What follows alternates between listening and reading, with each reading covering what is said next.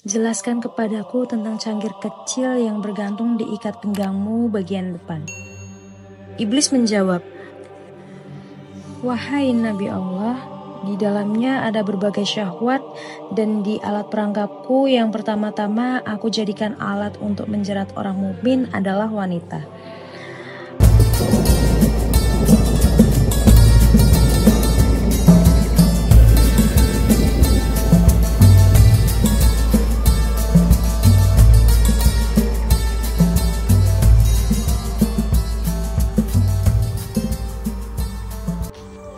Assalamualaikum warahmatullahi wabarakatuh.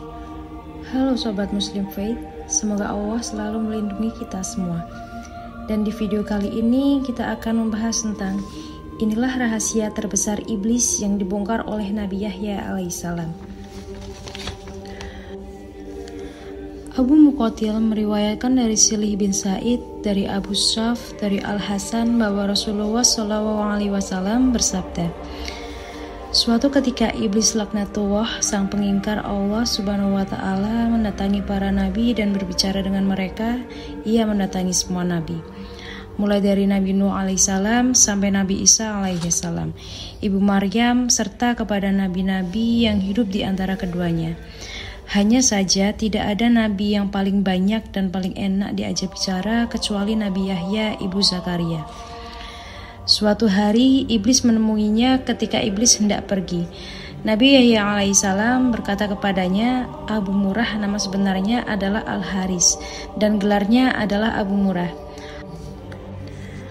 Allah Subhanahu wa Ta'ala menyebutkannya dengan nama iblis karena ia terkutuk dari segala kebaikan dan rezeki saat disuruh sujud kepada Nabi Adam alaihissalam.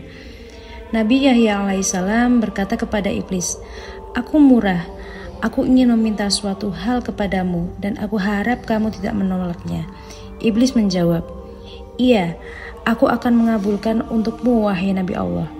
Nabi Yahya alaihissalam pun menyampaikan maksudnya.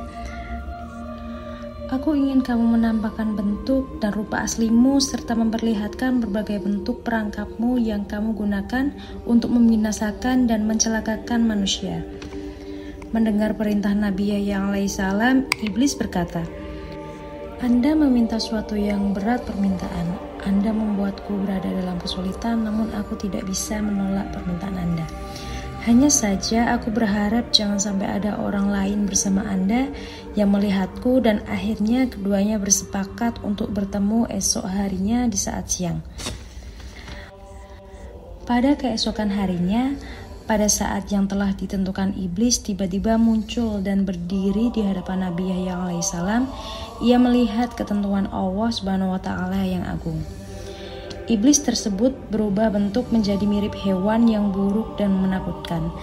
Bentuk fisiknya seperti babi, wajahnya seperti wajah kera, dan matanya memanjang sama seperti mulutnya. Dia tidak memiliki janggut, rambut di kepalanya jarang dan mengarah ke atas. Dia memiliki 4 tangan, 2 tangan di bahu dan 2 tangannya lagi di keningnya. Jari-jari tangannya ada 6, hidungnya menghadap ke atas, ia memiliki belalai, wajahnya mempunyai tengkuk, kedua matanya kabur, ia pincang, bongkok dan memiliki sayap. Baju yang dipakainya berkerut dan robek. Di atasnya ada berhala orang Majusi. Beberapa cangkir kecil menggantung di ikat pinggangnya. Lalu di sekitar bajunya ada jenis minuman dengan warna yang beraneka ragam seperti putih, hitam, merah, kuning, dan hijau. Di tangannya ada lonceng besar, di atas kepalanya terdapat telur yang di tengahnya ada besi panjang. Selanjutnya Nabi Yahya alaihissalam berkata, "Abu Murrah, jelaskan kepada tentang benda yang ada di atas bajumu tersebut." Iblis menjawab, "Benda ini menyerupai milik orang Majusi. Aku yang membuat agama Majusi dan aku memeluk agama tersebut." Nabi Yahya alaihissalam kembali bertanya, "Jelaskan kepadaku tentang cangkir kecil yang bergantung di ikat pinggangmu bagian depan."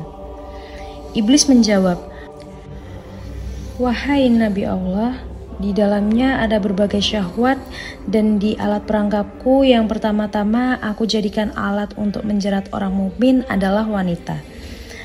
Apabila ia tetap bisa taat kepada Allah Subhanahu wa taala, maka aku akan mendatanginya lewat pengumpulan harta haram agar dia bisa ikut mendapatkannya. Apabila dia tetap taat kepada Allah Subhanahu wa taala dan hidup zuhud, aku akan mendatanginya lewat minuman memabukkan sehingga aku bisa mendatangkan semua syahwat ini kepadanya. Saya memastikan ada sebagian perangkat tersebut yang memperdaya orang mukmin meski dia termasuk manusia paling suci.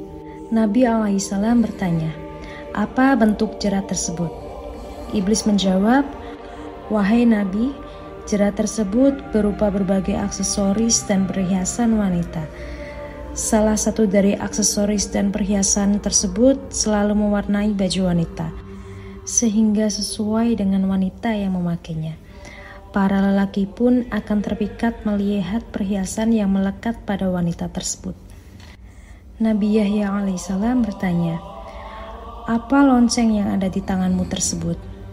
Iblis menjawab, "Wahai Nabi Allah, ini adalah kumpulan sumber dari alat musik seperti kecapi, rebab, suling, gendang, rebana, dan berbagai jenis alat musik-musik yang ada di tengah-tengah masyarakat."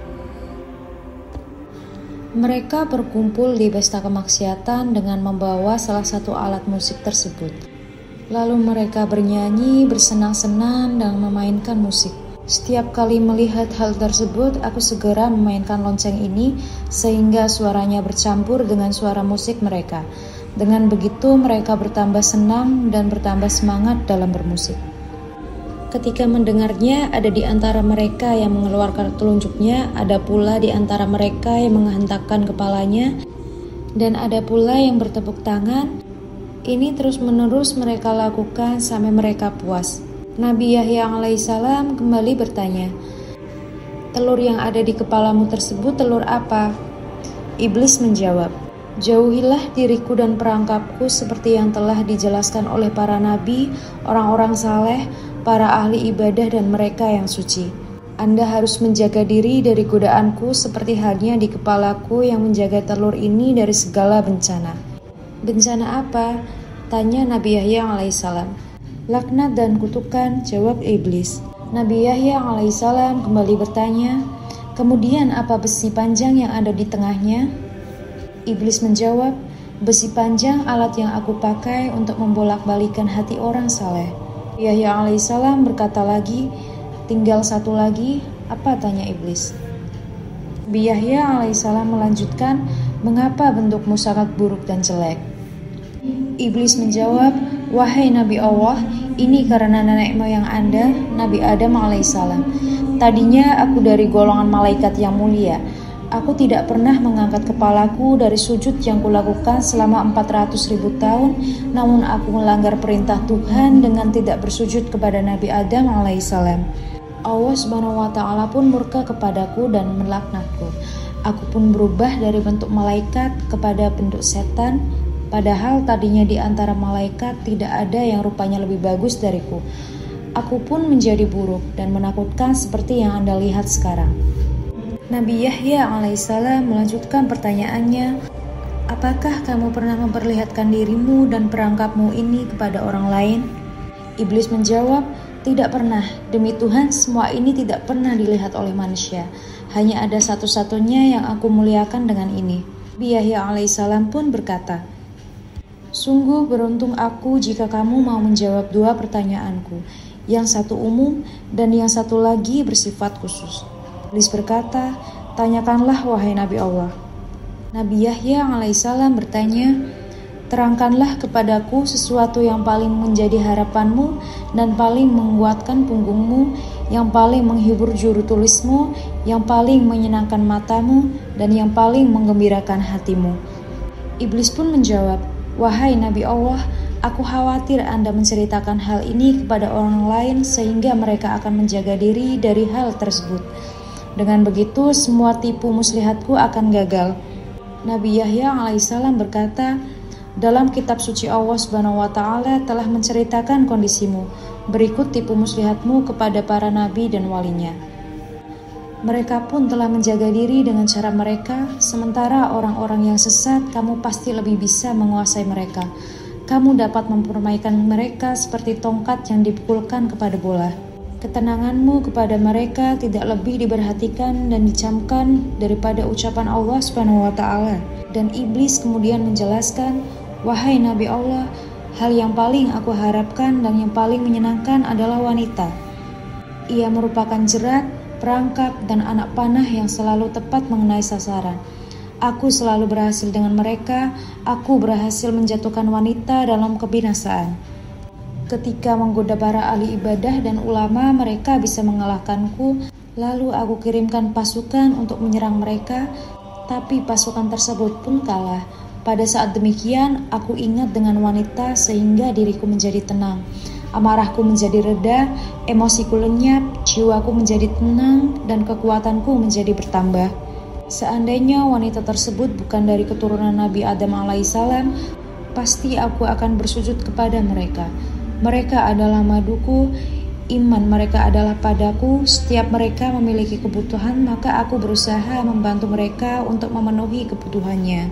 Pasalnya, mereka adalah harapanku, sandaranku, gantunganku, orang kepercayaanku, dan pembantuku." Kemudian Nabi Yahya alaihissalam bertanya, "Apa manfaat yang kamu dapatkan dengan menyesatkan manusia? Dengan apa yang menguasai manusia?" Iblis menjawab, "Allah Subhanahu wa Ta'ala menciptakan kesenangan dan kesedihan. Allah juga menciptakan yang halal dan yang haram. Dia memberikan pilihan antara keduanya kepadaku saat Nabi alaihissalam diciptakan. Aku memilih syahwat dan kesenangan, aku juga memilih yang haram, yang keji, dan yang mungkar, sehingga semua itu menjadi kecenderungan dan seleraku. Allah Subhanahu wa Ta'ala juga memberikan pilihan kepada Nabi Adam alaihissalam, namun Nabi Adam alaihissalam memilih kesedihan, ibadah yang halal, sehingga semua itu menjadi tuntutan dan harapannya. Semua hal tersebut menjadi harta dan dagangannya, sementara yang sebaliknya telah menjadi harta denganku. Kebutuhan dan keinginan seseorang merupakan nyawa kehidupannya. Jika kehidupannya hilang, orang itu pun akan binasa. Betapa banyak makhluk Allah yang ketika kebutuhan, keinginan, dan tekad yang hilang, ia segera mati dan binasa. Demikian pula dengan hal ini, aku telah memilikinya sehingga menjadi syahwat, hawa nafsu, dan hidupku. Ketika hal tersebut hilang dariku, maka aku akan binasa. Namun ketika aku berhasil mengalahkannya, aku akan senang dan tetap eksis. Seandainya syahwat, hawa nafsu, dan hidupku ada pada orang lain, berarti ia telah mengambilnya dariku. Aku pasti akan berusaha sekuat tenaga untuk mengalahkannya agar ia tetap menjadi penopang hidupku. Dalam hal ini, manusia telah merampas hidupku yang berupa syahwat dan hawa nafsu, yang menyimpan dan menyembunyikannya. Ia telah bersiap-siap memerangiku, oleh karenanya tidak ada jalan lain bagi si pemilik asli untuk mendapatkan hak kecuali dengan berperang dan mengalahkan manusia yang zalim tersebut. Dan itulah kondisiku. Dengan demikianlah aku senang ketika aku bisa mengalahkannya. Nabi Yahya alaihissalam kembali bertanya, "Apa bentuk kezaliman manusia sehingga kamu mengatakan zalim?" Iblis menjawab, "Bentuk kezalimannya adalah dia merampas hak nafsuku dan menyimpannya di tempat miliknya. Kalaulah bukan karena kezalimannya tersebut, aku tidak akan berusaha memeranginya dan mengambil barang halal darinya, sebagaimana ia telah mengambil hawa nafsu dan barang haram milikku." Nabi Yahya alaihissalam bertanya lagi, "Bukankah tidak masuk akal kalau kamu ingin mengambil kembali hawa nafsumu? Padahal kamu gembira kalau dia mempergunakannya, dia akan bersedih. Namun kalau dia tidak mempergunakan hawa nafsumu dalam hal segala urusanmu." Iblis menjawab, "Kalau ia mempergunakan hawa nafsuku, aku tidak akan bersedih, tetapi gembira karena berarti ia telah memenuhi kebutuhanku. Aku malah bersedih kalau ia tak mempergunakannya. Aku tidak meminta kebutuhanku tersebut karena ia telah mengambilnya dariku. Aku juga tidak berharap ia mengembalikannya, sebab hal itu telah melekat padanya. Namun aku ingin dia mempergunakannya, Ketika ia mempergunakannya, maka itu berarti ia telah memberikan kepadaku apa yang menjadi keinginanku. Pilihan dan hidupku, dia adalah bahagian dariku. Jika dia mempergunakan harapanku, maka itu berarti dia telah membuatku hidup dan bahagia. Pasalnya, dia mempergunakan sesuai maunya, akan tetapi kalau dia tidak mempergunakannya, maka itu berarti hawa nafsu yang termakan, itu berarti hawa nafsu tersebut tersimpan seperti tahanan. Jika dia berada dalam keadaan terkekang atau terikat padahal dia adalah nyawa kehidupanku, sehingga seolah-olah aku dipenjara dan terikat, maka aku menjadi sedih. Dengan begitu dia mengganti kehidupanku dengan kematian. Oleh karena itu, aku berusaha dengan berbagai cara dan mendatanginya dengan segala tipu dayaku. Aku kerahkan segala perangkat dan sarana. Aku keluarkan semua hiburan berikut alat-alatnya. Lalu aku pukul, aku gerakkan, dan kulambaikan dengan dia melihatnya.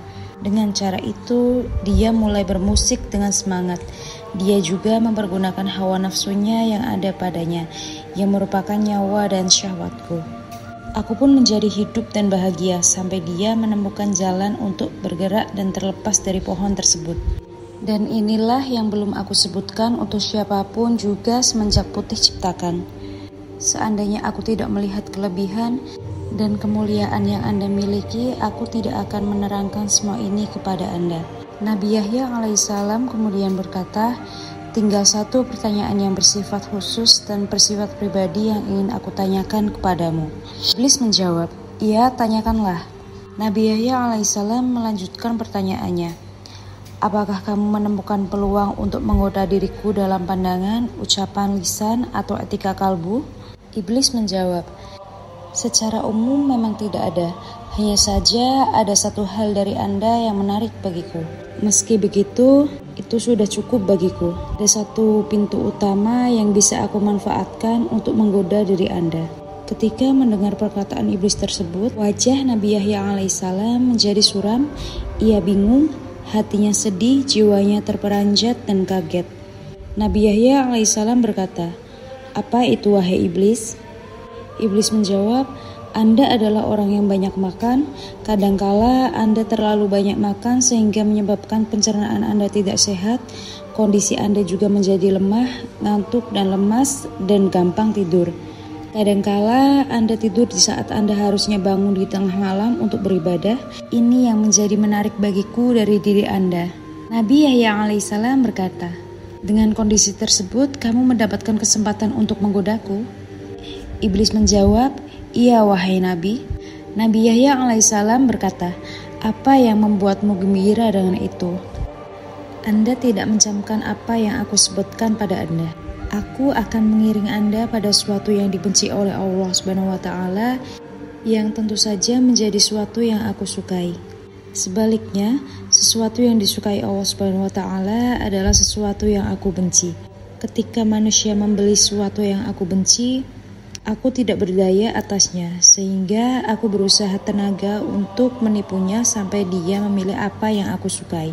Semua itu aku lakukan karena hidupku bergantung pada apa yang aku sukai dan disukai oleh manusia. Sebaliknya, kematian, kebinasaan, kehinaan, dan kelemahanku terletak pada apa yang aku benci dimanfaatkan oleh manusia. Ketahuilah, yang aku benci adalah barang yang halal, yang baik, serta kesedihan. Yang aku sukai adalah barang yang haram, yang buruk, serta kesenangan. Allah Subhanahu wa Ta'ala telah mengingatkanmu dengannya. Anda cukup beruntung wahai Yahya. Iblis mengatakan, ia telah memberitahu apa yang mungkin kesempatan yang didapat dari Nabi Yahya alaihissalam.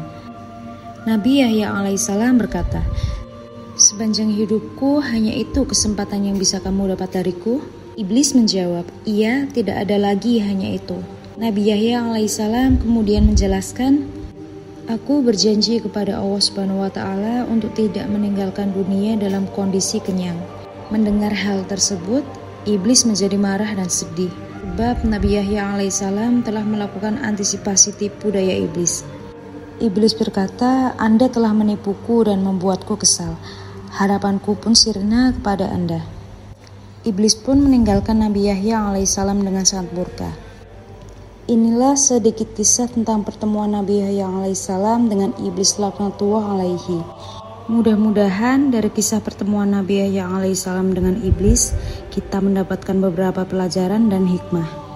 Gambar yang ditampilkan hanya ilustrasi, dan kami memohon maaf jika ada kesalahan dalam penulisan maupun penyebutan. Semoga konten ini bisa menghibur dan bisa memberi inspirasi, edukasi, dan manfaat dalam kehidupan sehari-hari. Wassalamualaikum warahmatullahi wabarakatuh.